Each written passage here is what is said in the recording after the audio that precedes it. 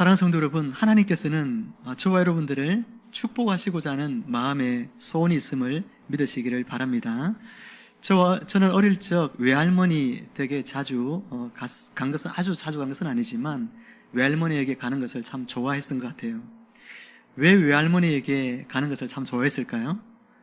1번 외할머니가 너무 보고 싶었어. 2번 다른 목적이 있었어. 몇 번 같아요? 둘 다인데요. 외할머니가 너무 보고 싶어서 간 것도 맞고, 근데 외할머니에게 가면 외할머니가 그 쌈지 주머니에서 그 꼬깃꼬깃 모아놓으신 돈을 꺼내가지고 제게 용돈을 꼭 주셨어요. 그래서 제가 외할머니 댁에 가면 용돈 받을 수 있겠구나. 외할머니가 나에게 또 사탕도 있으면 사탕도 모아놨다가 주시고, 맛있는 과자도 먹을 거 있으면 모아놨다가 주십니다. 그래서 외할머니 댁에 가는 것을 참 즐거워했던 그런 추억이 있습니다. 여러분, 하나님 아버지께서는 마찬가지입니다. 아버지 하나님께로 나아가는 자에게 하나님께서는 무엇을 주실까요? 성경은 우리에게 때를 따라 돕는 은혜를 주신다, 그렇게 말씀하고 있죠. 구약의 성막이나 또 성전에 보면 지성소라고 하는 장소가 있습니다. 이 지성소, 지극히 거룩한 곳, 그런 뜻이죠. 거기에 누가 계시냐면 하나님이 계신 곳이죠. 지성소 안에는 십계명 2 돌판을 담고 있는 나무 궤짝 하나가 있는데, 그 나무 궤짝 위에 뚜껑이 바로 하나님이 앉아 계시는 보좌라, 그렇게 여겼습니다. 그 보좌를 부를 때에 그곳에서 하나님이 백성들의 죄를 용서해 주신다. 그래서 그 장소 이름을 속죄소라, 그렇게 이야기하고, 또 하나님께서 그곳에서 자기 백성들에게 은혜를 베푸신다. 그래서 시은좌라, 그렇게 그 자리를 불렀어요. 한번 따라해 볼까요? 시은좌. 무슨 뜻이라고요? 은혜를 베푸는 장소란 것이. 여러분, 하나님께서는 이렇게 지성소 안에 있는 시은좌에서 자기 백성들에게 은혜를 베풉니다. 그런데 문제는 구약의 백성들이 아무도 이 지성소에 직접 나가서 직접 베풀어 주시는 하나님의 은혜를 받을 수 없다는 문제지요. 구약시대는 오직 대제사장만이 7월 10일 날이 대속죄일인데 모든 백성들의 성전에 모여서 하나님께 죄를 용서받는 그런 시간들입니다. 그날만 오직 하루 4번만 대제사장만이 들어갈 수가 있었죠. 그런데 이제 지성소와 성소를 가르고 있는 휘장이 예수 그리스도의 몸을 상징하는 것인데, 예수님이 십자가에서 찢겨 죽으실 때에 지성소와 성소를 가르던 휘장이 위에서부터 아래로 찢어졌습니다. 그것이 찢어짐으로 말미암아 이제 더 이상 지성소로 나가는 일에 걸림이 없게 된 것이죠. 누구나 이제는 예수 그리스도를 믿으면, 예수님의 이름을 의지하면, 그분의 이름으로 기도하기만 하면 누구나 하나님께로 나가서 시은좌에 앉아 계신 하나님을 만나고 그분이 베풀어 주시는 은혜를 받게 되는 것이죠.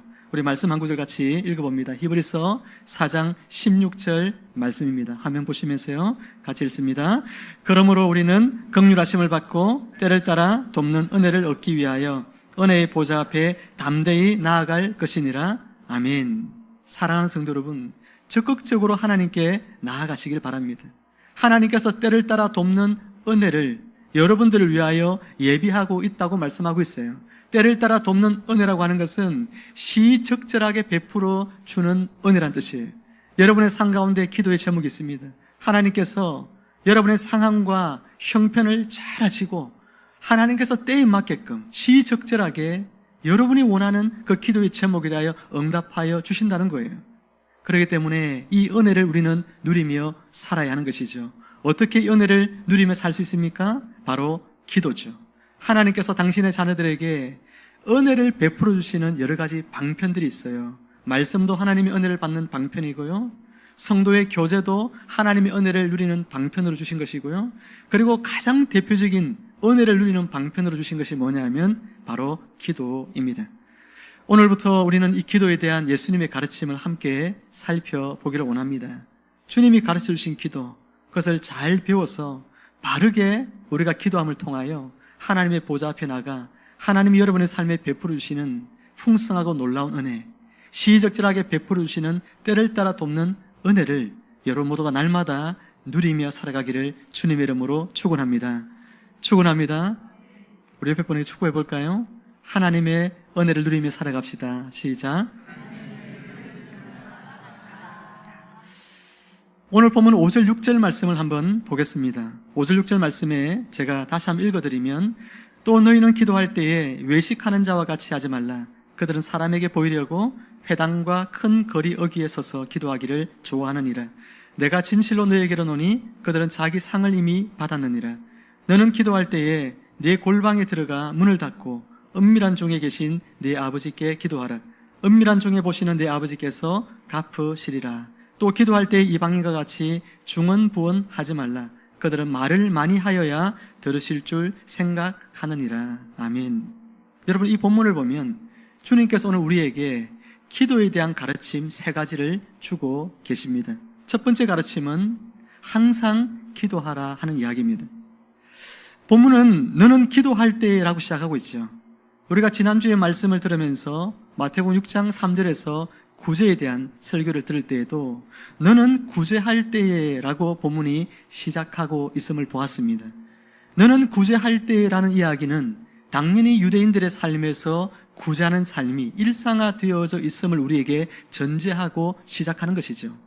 마찬가지로 너는 기도할 때라고 하는 것은 기도의 삶을 마땅히 살고 있음을 전제하고 말씀하고 있는 거예요. 여러분, 기도는 하나님께서 성도들에게 주신 가장 대표적인 은혜를 누리는 수단, 곧 방편이라고 말씀을 드렸습니다. 그러니 은혜 받는 삶을 살려고 하면, 여러분이 하나님께 은혜를 받고 살려고 하면 무엇을 해야 할까요? 답을 해보세요. 무엇을 해야 되죠? 기도해야 되죠. 기도가 은혜의 방편이기 때문에 여러분, 기도하면 하나님의 은혜를 누립니다. 어떤 사람들은 왜 하나님께서 내게는 은혜를 베풀지 아니하실까? 하나님께 불평하고 원망하는 모습을 봅니다. 그런데 많은 경우에 그 성도가 은혜를 누리지 못하는 이유가 뭐 때문일까요? 하나님이 주신 은혜의 방편을 사용하지 않기 때문에 그렇습니다. 말씀, 기도, 그리고 성도들의 교제라고 하는 하나님이 오늘 교인들에게 주시는 은혜를 누리는 수단을 그의 삶 가운데서 잘 누리지 못하기 때문에 내 삶에 은혜의 고갈이 오는 거예요. 내 마음에 은혜가 비어집니다. 사막같이 광야같이 내 마음이 변해집니다. 물된 여호와의 동산처럼 우리가 은혜로 항상 젖어 살아야 되는데, 그런 은혜가 내 안에서 사라지는 이유는 하나님께서 주신 은혜의 수단들을 우리가 잘 사용하지 않기 때문이에요. 마태복음 5장에서 7장까지를 산상수훈이라고 한다고 말씀을 드렸죠.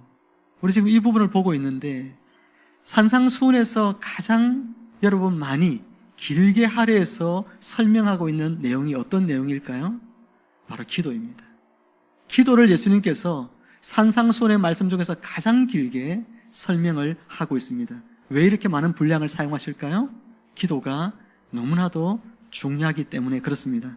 성도가 기도하지 않으면 은혜 가운데 강한 삶을 살 수 없고, 하나님의 뜻을 알 수 없고, 하나님의 나라를 이 땅에 실현해 나갈 수가 없고, 우리가 하나님 나라의 백성으로서의 삶을 이 땅 가운데서 살아갈 수 없기 때문에 기도에 대해 예수님께서 이처럼 강조하고 있습니다. 예수님께서는 기도에 대한 모본을 우리에게 이미 보여주셨습니다. 예수님은 당신의 공생의 사역, 3년 반의 사역을 시작하기에 앞서서 세례 요한에게 요단강에서 세례를 받으시는 거 잘 아시죠?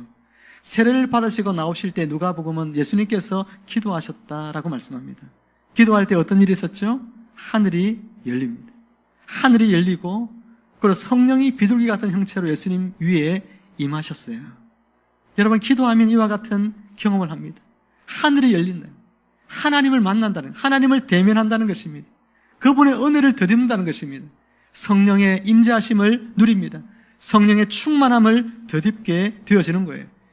이 은혜가 예수 그리스도께서 3년 반 동안 이 땅에 사시면서 공적 사역을 감당할 때 사람들로부터 많은 모함도 받고 비난도 받고, 그리고 십자가에 죽기까지 예수님께서 고난을 겪으셔야 했지만 그 모든 것들을 감내할 수 있는 바로 능력이 바로 이때에 예수 그리스도께서 얻은 것이죠. 하늘이 열려 하나님의 선포하심을 듣습니다. 내 사랑하는 아들이여 내 기뻐하는 자라. 하나님이 말씀해 주시고 성령 하나님이 임재하심을 통하여 그분의 능력에 온전히 휩싸이며 살아가십니다. 그러니 모진 박해도 고난도 예수님은 견딜 수 있었던 것이죠. 예수님은 십자가를 지는 이 쓴 잔을 마실 때에도 예수님은 땀이 땅에 떨어지는 핏방울 같이 될 정도로 예수님 무엇 하셨죠? 기도하셨다고 이야기했습니다. 예수님께서 그 기도를 통하여 십자가의 쓴 잔을 마실 수 있었던 거예요. 감당하기 힘든 내 앞의 문제들, 내가 감내하기 어려운 시련과 고난들, 여러분 이것들을 여러분 어떻게 이겨나가시려고 그래요? 어떻게 이겨나갈 수 있습니까? 내가 감당할 수 없는 문제들을 어떻게 감당할 수 있습니까? 하나님 앞에 기도해야 됩니다. 하나님께 기도하면 시적절하게 응답하시고 은혜 베푸시는 하나님의 은혜를 경험하게 되어지는 거예요. 예수님보다 우리는 훨씬 연약합니다. 그런 우리가 어떻게 사명을 감당하고, 그런 우리가 어떻게 하나님이 기뻐하시는 뜻을 우리가 순종하며 살아갈 수가 있습니까? 그 비결은 바로 기도에 있습니다. 사랑하는 성도 여러분, 기도하시기를 바랍니다. 기도에는 살 길이 없어요. 기도하면 삽니다. 기도하면 회복됩니다. 기도하면 하나님이 은혜를 주십니다. 기도하면 능력을 주셔서 어떤 일이든 감당케 하십니다. 기도하는 자가 가장 겸손한 자예요. 기도하는 자가 자기 힘을 의지하거나 과시하지 않습니다. 기도하는 자는 자기 방법을 신뢰하지 않습니다. 기도하는 자는 하나님의 지혜를, 하나님의 능력을, 하나님의 방법을 구하기 때문에 하나님의 지혜와 능력과 방법을 하나님이 기도하는 자에게 주십니다. 그러니 기도의 무릎을 전능하신 하나님 앞에 꿇으시기를 주님의 이름으로 축원합니다. 그동안 기도 생활을 게을리하던 분들은 꼭 다시 기도를 회복하시기 바랍니다. 자신의 가장 기도를 잘할 수 있는 시간을 정해서 기도하십시오.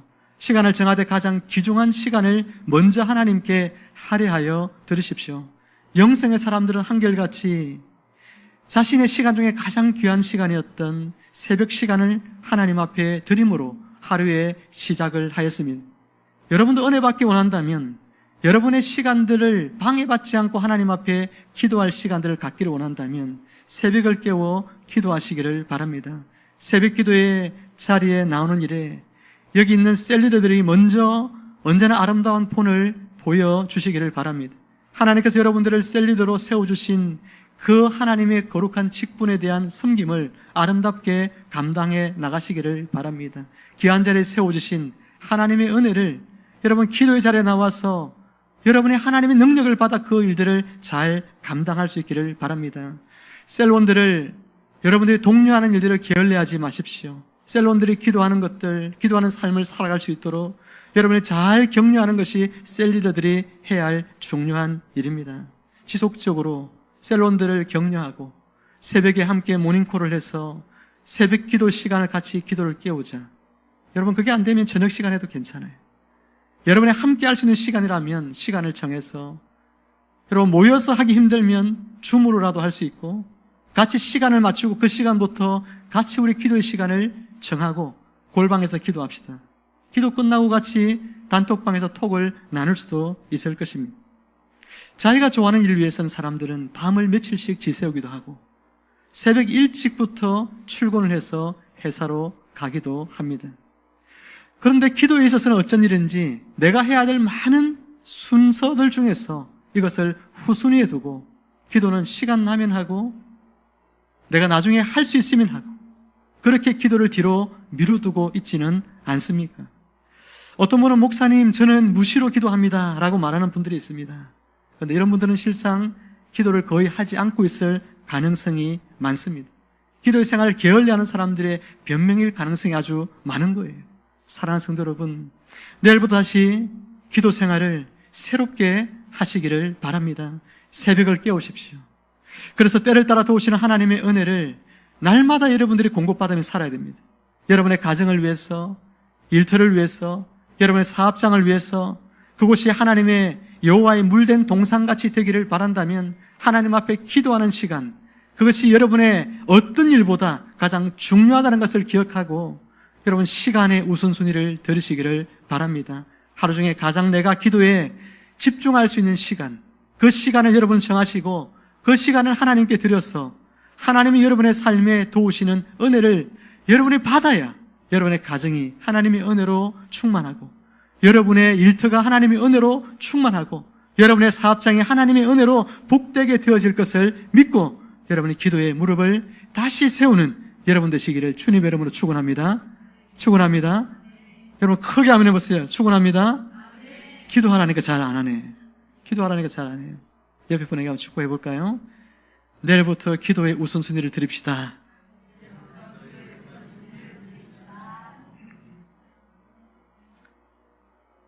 저는 새벽에는 꼭 못 일어나요. 괜찮아요, 여러분.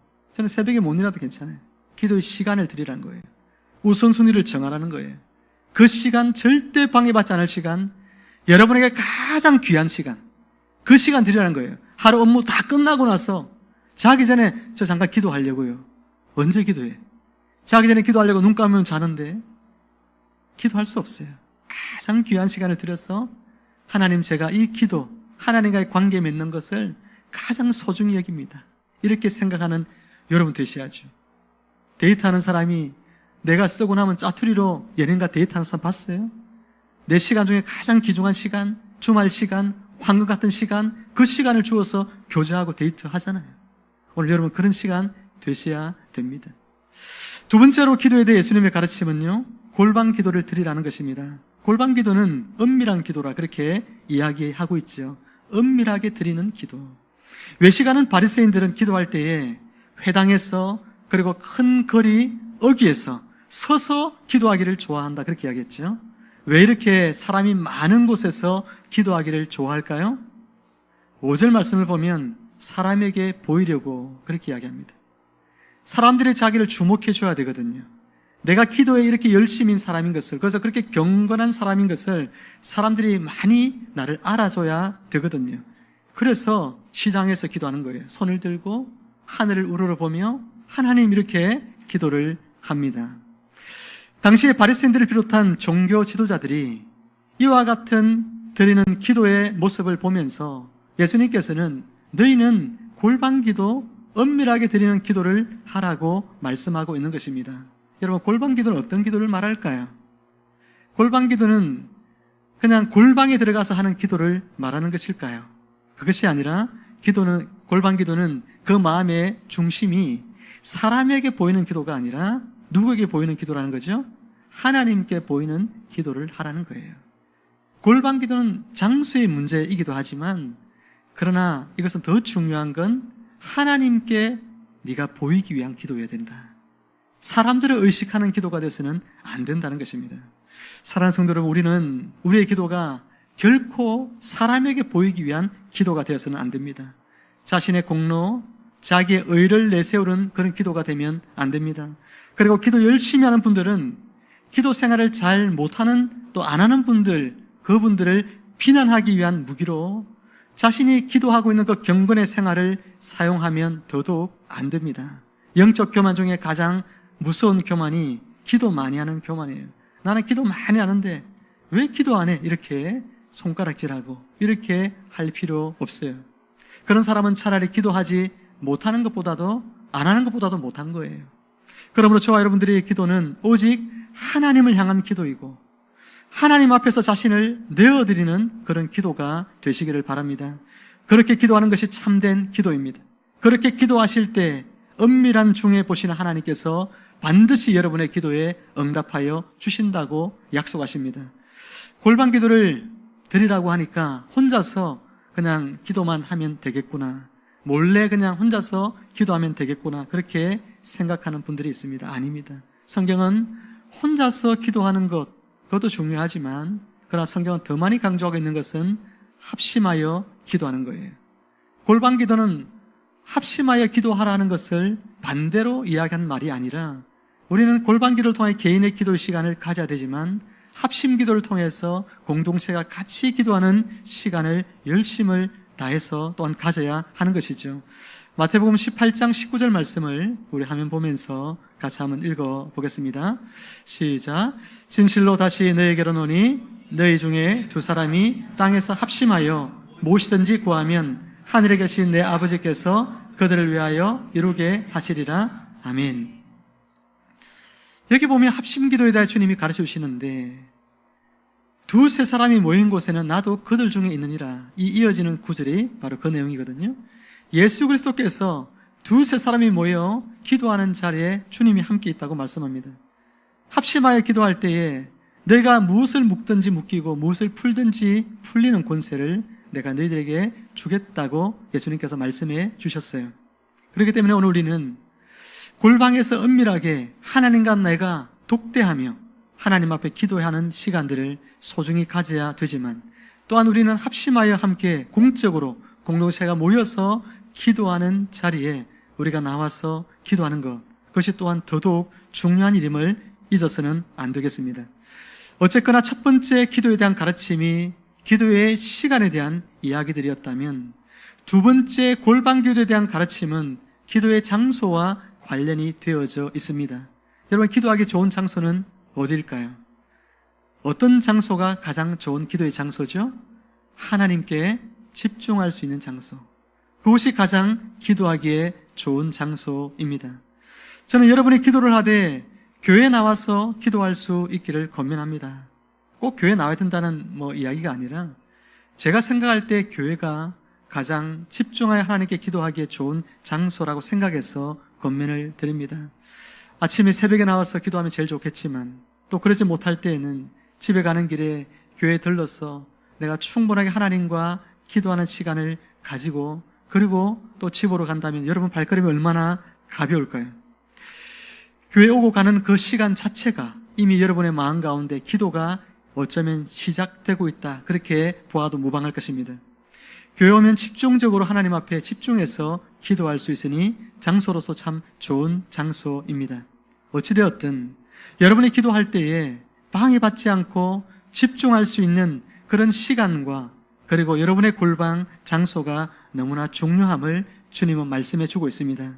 여러분의 골방에서 은밀한 중에 여러분의 기도를 보시는 하나님께 여러분이 조용히 기도하시고, 그리고 그 하나님께서 여러분의 기도에 응답하셔서 때를 따라 도우시는 풍성한 은혜를 여러분에게 주실 때, 그 은혜를 받아서 날마다 승리의 삶을 살아가는 여러분 모두가 되시기를 주님의 이름으로 축원합니다. 이제 마지막 세 번째로 예수님께서 기도에 대해서 가르쳐주신 세 번째 가르침은 무엇일까요? 그것은 중언부언하지 말라는 내용입니다.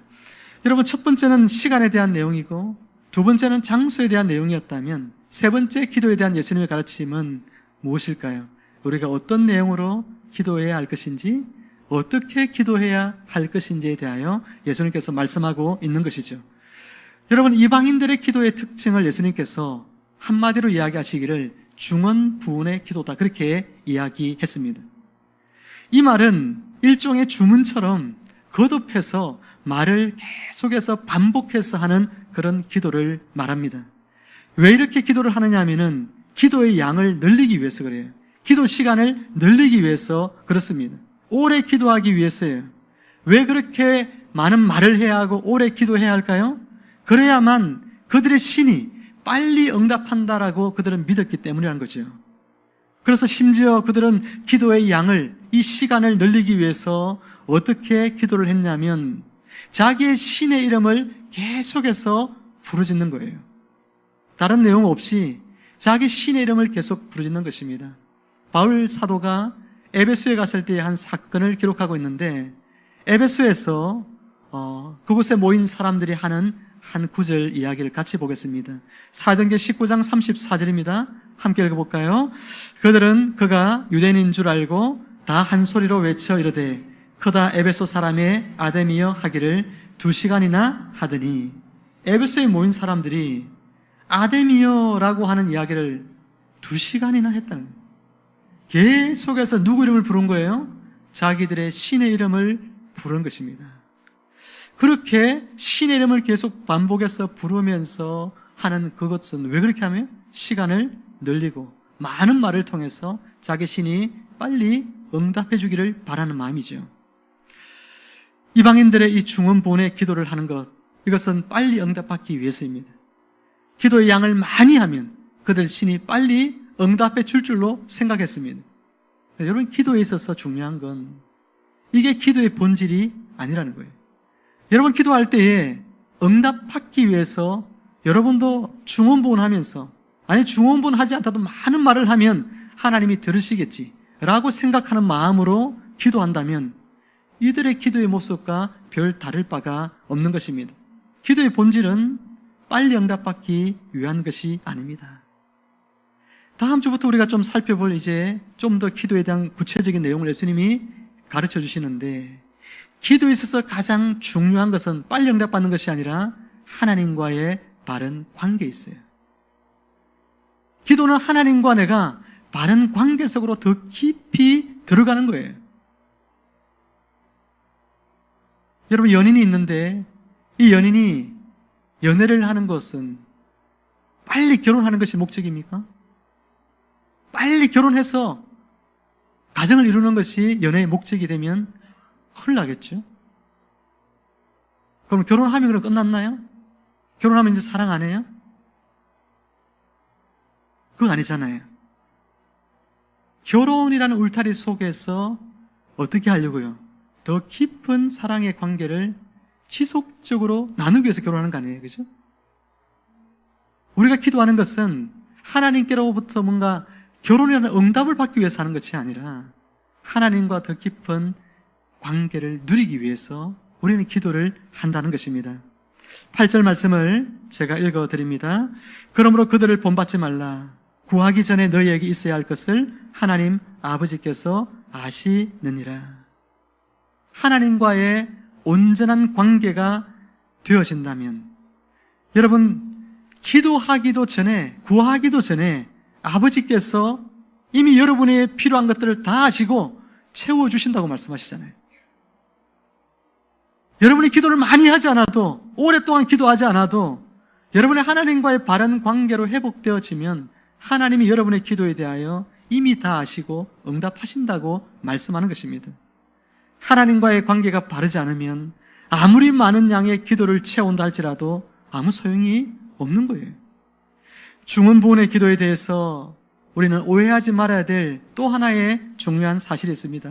그것은 기도 제목을 반복적으로 그러면 기도를 오래 하면 안 되는가라는 오해죠.